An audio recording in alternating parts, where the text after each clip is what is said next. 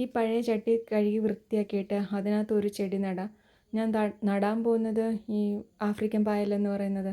ഞാൻ ഇനി വേറെ പറയുന്ന പേര് വാട്ടർ ലെറ്റ്യൂസ്, വാട്ടർ ക്യാബേജ് എന്നൊക്കെ പറയുന്ന ചെടിയില്ലേ. ഞാൻ നേരത്തെ അത് തന്നെ ഇതിനകത്ത് നട്ട് വെച്ചിരുന്നത്. അപ്പോൾ താഴെ വെച്ച സമയത്ത് ജൂഡി അത് എടുത്തുകൊണ്ട് പോകും.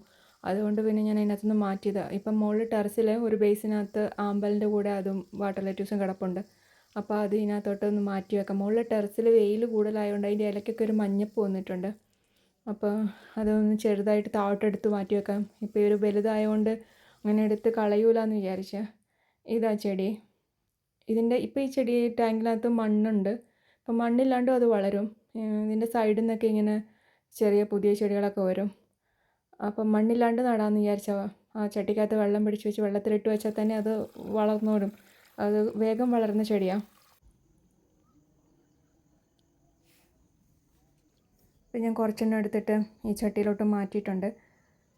അപ്പം താഴെ കൊണ്ട് വെച്ചാൽ അത് കുറച്ചുകൂടി ഇച്ചിരി തണലത്തിരുന്നാൽ കുറച്ചുകൂടെ വേഗം ഒരു നല്ല പച്ചപ്പിലുണ്ടാവും തോന്നി. ഇതൊക്കെ വെയിൽ കൂടുതലായതുകൊണ്ട് അതിനൊക്കെ ഇലയ്ക്കൊക്കെ ഒരു മഞ്ഞപ്പ് വന്നിരിക്കുന്നത്.